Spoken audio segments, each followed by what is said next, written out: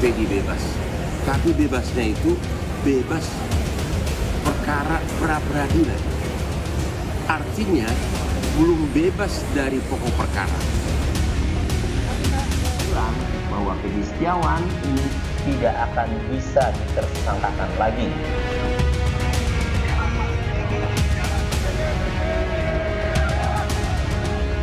Kuasa hukum Peggy Setiawan menepis penilaian yang menyebut Peggy Setiawan bisa ditetapkan lagi sebagai tersangka dalam kasus pembunuhan Vina dan Eki. Salah satu kuasa hukum Peggy, Tony RM, bilang Peggy Setiawan tidak bisa ditersangkakan lagi karena dalam putusan pra-peradilan Peggy disebutkan jika ada keputusan penetapan atau tindakan lain yang dilakukan penyidik kepada Peggy Setiawan akan dianggap tidak sah. Tony juga menegaskan Peggy Setiawan sudah mendapatkan surat perintah penghentian penyidikan dari polisi. Peggy Setiawan dalam kasus pembunuhan Vina Eki ini, Peggy Setiawan klien kami ini tidak dapat ditersangkakan lagi karena sudah terkunci di dalam amar putusan nomor 5 tadi. Jadi segala keputusan atau penetapan lebih lanjut ya yang dilakukan oleh termohon ya dalam hal ini penyidik Polda Jawa Barat ini nanti dinyatakan tidak sah. Penasihat hukum Peggy Setiawan telah mendapatkan satu SP3 ya. Jadi penyidikan terhadap pemohon itu dihentikan. Nah, kemudian yang kedua ya, ada surat pencabutan tersangka ya. Sebelumnya, salah satu praktisi hukum Hotman Paris dalam video yang diunggah di akun Instagramnya bilang ada kemungkinan Peggy dijadikan sebagai tersangka kembali. Menurut Hotman, Peggy hanya bebas dari perkara pra-peradilan, bukan pokok perkara kasus pembunuhan Vina dan Eki. Perkara pra-peradilan itu hanya soal teknis prosedural hukum acara. Ini bebas, bukan bebas pokok perkara. Ada kemungkinan ya, bebas hanya sebentar. Habis itu penyidik mulai lagi dengan mengikuti prosedur yang benar. Kemungkinan kedua, bisa-bisa pimpinan Polri mengatakan, ya udah kasus ini nggak usah dilanjutin, bisa jadi. Pendapat lain soal kasus pembunuhan Vina dan Eki datang dari mantan Menko Polhukam Mahfud MD yang dalam program Rosi menilai proses hukum terhadap kasus pembunuhan Vina dan Eki serampangan. Hal ini terbukti setelah Peggy dinyatakan bebas dalam sidang pra-peradilan.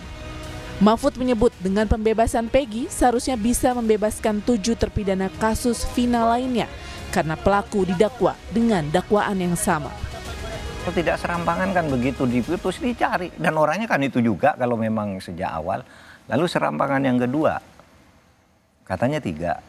Lalu diumumkan yang 2 itu fiktif, tidak ada. Gitu. Padahal itu putusan pengadilan, ada 3 DPO. Dakwaan jaksa yang kemudian dicantumkan di putusan pengadilan di dalam proses persidangan itu disebut. Ini kan serampangan namanya gitu. Sehingga waktu itu saya hanya menyatakan yaitu lebih dari unprofesional, itu kira-kira akan melindungi nama seseorang dan mencari kambing hitam. Mulai dipakai sebagai novum. Tinggal dalil-dalil yang dipakai nanti oleh pengacaranya. Bahwa yang 7 ini harus bebas dong. Ini satu paket dakwaan kok ternyata ini salah kan gitu.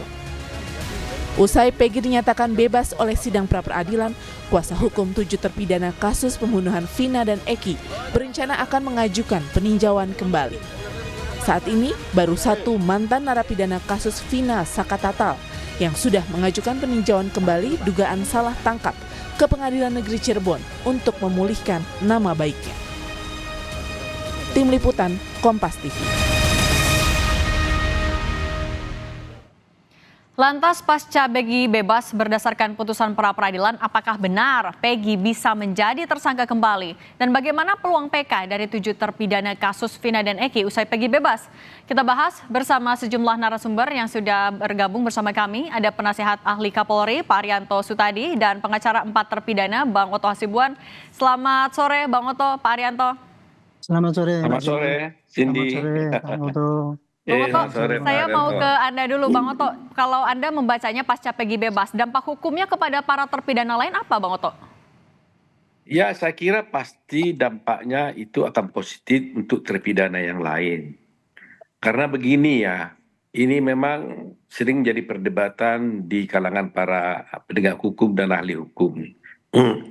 Katakanlah sekarang ini kasusnya ini kan ada 11 orang tadinya sebagai tersangka dan 8 dijadikan terdakwa, 2 dikatakan buron. Nah, yang 2 sudahlah kita udah pernah bicarakan itu katanya kemudian dianggap itu fiktif. Nah, sekarang menyangkut Peggy. Peggy sekarang ini oleh kepolisian tentunya mereka yakini ini adalah Peggy yang dimasukkan yang buron tadinya yang kemudian ditahan. Ternyata oleh pengadilan dinyatakan dia itu dimenangkan dalam pra-peradilan dan di dalam pra-peradilan disebutkan bahwa penghentian penyidikan terhadap kasusnya si Peggy ini. Sehingga persoalannya begini. Kalau demikian halnya ada 8 yang sudah dihukum. 1 ini katanya Peggy. Terlepas ini Peggy yang sebenarnya atau tidak, walaupun oleh pra-peradilan dinyatakan dia itu tidak sah penetapan tersangkanya. Lantas apakah adil kalau betul ada Peggy-Peggy yang lain itu tidak diapa-apain, tidak diproses, tapi 8 orang ini dinyatakan salah. Ini kan menjadi masalah.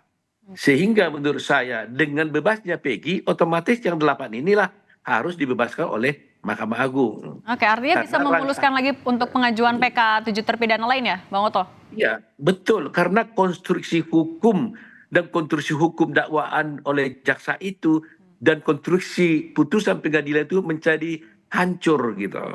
Karena sebuah konstruksi yang sudah dibangun selama ini dikatakan bahwa 11 orang lah yang melakukan pembunuhan ini, di mana ada 3 ternyata sampai sekarang tidak diadili dan positif oleh polisi dinyatakan 2 orang itu adalah fiktif. Maka menjadi soal bahwa berarti konstruksi hukum yang dibuat oleh dakwaan jaksa maupun oleh pengadilan itu menjadi tidak berdasar. Oke, Nah, baik. ya, Saya mau ke jadi Pak Arianto kalau gitu. dikeluarkan. Oke, baik Bang Oto. Pak Arianto, kalau Anda melihatnya setelah Peggy bebas, ini akan berpengaruhnya seperti apa nanti ke depannya dalam proses penanganan kasus Vina dan Eki, terutama ke 7 terpidana lain? Ya, saya ini ya, pendapat saya ini saya sampaikan sejak saya dulu melihat gonjang-ganjing kasus ini ya. Ini kan kasusnya kan dari dulu ada suatu pengadilan tahun 2016 itu yang sudah memvonis 8 orang terdakwa dan kemudian bahkan sudah inkrah dan kemudian ada 3 DPO dan kemudian dengan adanya film itu tahun 2024 ini kemudian kan polisi merasa masih punya tanggungan PR gitu ya sehingga dia meneruskan penangkapan kepada 3 DPO dia 3 DPO yang dulu itu, tapi 3 DPO itu ketika dicari saksi yang baru lagi untuk meyakinkan yang ada ternyata hanya ada 1 yang bisa dapat data awal untuk menangkap sehingga waktu itu kemudian Peggy ditangkap kan gitu. Nah kemudian Peggy ditangkap ini kemudian pihak yang merasa dirugikan, termasuk yang tersangka yang dulu sudah dipidana, terdakwa yang dulu sudah dipidana, dan pihak dari keluarga Peggy ini menyatakan bahwa itu salah tangkap. Makanya dulu saya sudah menyarankan untuk putusan yang inkrah yang sudah memenjarakan 7 orang dan kemudian sekarang diprotes, itu cara untuk menganulir ya itu hanya pakai PK gitu. Kalau PK-nya itu dibatalkan, nah barulah itu yang 7 itu kemungkinan bisa dibebaskan kalau PK-nya itu dikabulkan. Sedangkan untuk Peggy ini satu-satunya jalan untuk menghambat bahwa itu salah tangkap adalah ya pra-peradilan. Nah, ternyata sekarang pra-peradilan kan mengatakan bahwa penangkapannya tidak sah. Cuman pra-peradilan itu hanya menyatakan bahwa itu salah tangkap gitu. Belum mengadili bahwa si Peggy ini salah apa tidak gitu. Nah, kemudian dengan adanya peradilan yang dikalahkan ini, nanti masih ada beberapa alternatif. Kalau polisi itu kemudian menyatakan bahwa oh ya ini kemarin kan dari SP3 ya. Tetapi di SP3 itu kan hanya di SP3 penyidikannya, sedangkan di sini hanya dinyatakan batalnya adalah karena kesalahan tangkap kan gitu kan. Itu kepolisian masih bisa melakukan penyidikan lagi di kemudian hari kalau mempunyai bukti yang baru yang dimiliki gitu. Tapi seandainya nanti kemudian putusan PK itu membatalkan putusan tahun 2016 dulu, otomatis polisi tidak akan mencari lagi yang sisa 3 DPO itu. Dia harus mencari lagi siapa pembunuh daripada Vina dan Eki itu semuanya gitu. Kira-kira gitu Ananya. Oke, Bang Oto, Anda melihatnya jadi gimana kalau misalnya memang polisi memulai lagi penyidikannya, menemukan bukti baru, Peggy bisa jadi tersangka lagi, Bang Oto? Menurut saya salah besar kalau polisi memulai lagi penyidikan terhadap Peggy ya. Saya minta lebih arif dan bijaksana apabila polisi menghentikan pemeriksaan Peggy, biarkan dulu perkara yang 7 untuk PK itu berjalan. Nanti kita lihat apa putusan PK terhadap hal ini. Kalau nanti putusan PK-nya itu dibebaskan ternyata, dan kemudian Peggy ongoing ternyata kemudian diproses, ini kan lebih cilaka lagi polisinya. Jadi lebih bijaksana, tunggu aja PK dilakukan, lihat. Kalau ternyata nanti di PK-nya itu ditolak dihukum, mungkin ada peluang-peluang lagi untuk berpikir untuk melanjutkan penyidikan terhadap Peggy dan yang lain. Tetapi kalau umpamanya sekarang ini mau diajukan, ternyata PK-nya bebas, 2 kali kena lagi nih kepolisiannya. Jadi saya pikir jangan tergesa-gesa, jangan terburu-buru ya. Apalagi menjadi persoalan adalah ada juga di dalam putusan pra peradilan tersebut yang menyatakan bahwa memerintahkan penyidik untuk menghentikan penyidikan gitu loh. Baik. Kalau saya tidak keliru ada kata-kata itu.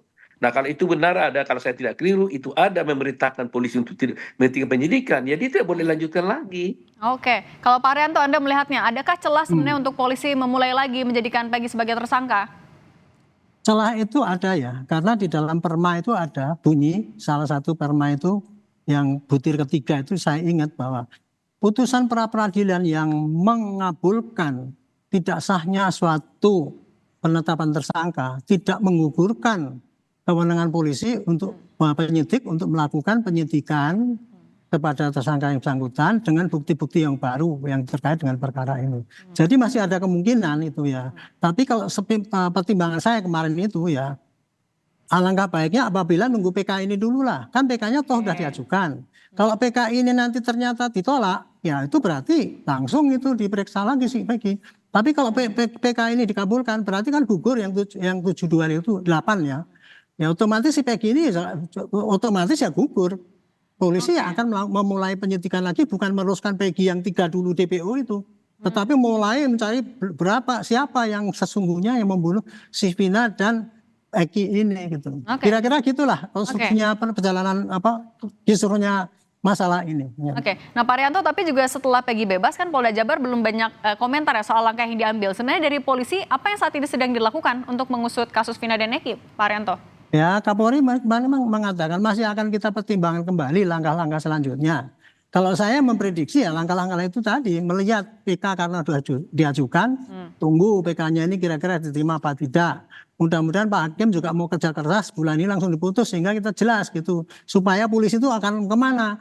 Apakah nunggu ini ya, kemudian nunggu kalau kalah, PK-nya dikabulkan, otomatis kan yang 8 itu nggak jadi, ya harus mulai dari mula. Dan termasuk juga Peggy yang sekarang nggak perlu dilanjutkan lagi, percuma. Ada peluang untuk diambil alih sama Barreskrim nggak?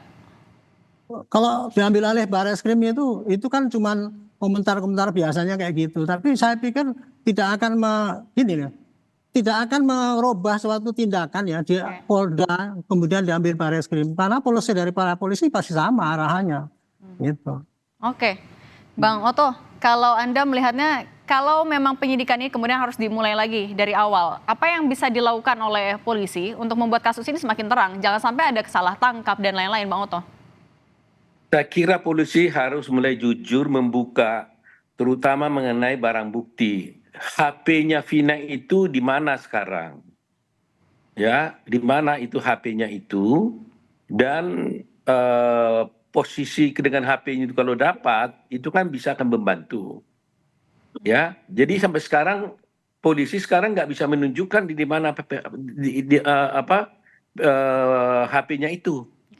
Jadi baiknya menurut saya polisi mulai menyidik lagi ke belakang nih HP yang tidak ada, ya kan? Kemudian juga CCTV yang belum dibuka. Nah ini kemana semua? Saya yakin dan percaya itu ada. Nggak mungkin tidak ada. Saya melihat di dalam berkas-berkas itu, saya mengindikasikan itu ada loh. Nah pertanyaan sekarang, mau nggak polisi membongkar itu dan mengekspos kepada publik barang itu di mana? Supaya polisi ini jangan dicecar terus sama para masyarakat Indonesia. Oke. Jujurlah, di mana itu HP? Tunjukkan apa isinya. Jangan ditutupi. Kalau ditutup terus, saya melihat ini masyarakat tidak akan puas gitu loh. Jadi saya kira polisi sudah waktunya coba lihat di mana itu. Nah kemudian juga waktu itu di otopsi ulang ketika dia ketika di mayatnya digali kemudian diekshumasi. Kemudian itu kan pasti ada foto-foto yang berwarna kan, ya kan pasti difoto, di video dan sebagainya. Coba buka ke publik dong. Nah, dari terang benderang kita bisa lihat sebenarnya. Kalau ini kan sekarang hitam putih. Coba itu kan terlihat itu pasti kan. Videonya itu kayak apa, retaknya dan sebagainya kelihatan itu semuanya. Oke, baik. Nah, kalau itu sudah dapat akan bisa menjadi terang perkara ini. Oke, Pak Arianto menanggapi Bang Oto tadi. Kalau dari Polri artinya apa asistensi yang bisa dilakukan untuk mengawasi agar proses ini ke depannya berjalan secara transparan? Kalau saya sih tidak mulainya tidak pada kesalahan Polri mutlak ya. Polisi dulu pada tahun 2016 itu sudah melakukan penyidikan yang maksimal walaupun scientific crime investigation-nya nggak diterapkan. Tetapi itu kan sudah diterima oleh hakim bahwa itu menjadi bukti yang kuat bahwa sehingga bisa memandangkan 8 orang itu. Nah sekarang apabila nanti PK ini kemudian menganulir bahwa itu pengadilan itu nggak benar, nah barulah polisi bisa dipaksa sekarang bahwa dulu bukti yang disampaikan cuma gitu itu ternyata kurang lengkap. Berarti dia akan mencari lagi bukti-bukti yang dulu cuma disampaikan bukti tapi tidak dianalisis. Kemudian mungkin perlu dianalisis lagi. Jadi kuncinya bukan pada polisi yang sekarang terbuka, dulu tertutup, bukan masalahnya. Dulu bukti-bukti yang diajukan oleh polisi dulu itu yang diterima harus dikoreksi lagi bahwa bukti itu ternyata kurang jelas ya. Sehingga dia dibantah, maka polisi harus sidik ulang dengan lebih cermat lagi, dengan semua apa-apa bukti yang ada dimasukkan dengan dalam penyidikan yang baru ini. Oke, penyidikan yang cermat. Gitu. Oke, baik, penyidikan yang cermat tadi catatannya. Terima kasih Pak Arianto Sutadi, penasehat Kapolri, kemudian juga Bang Oto Hasibuan, pengacara dari 4 terpidana. Terima kasih, sehat selalu. Amin. Terima kasih.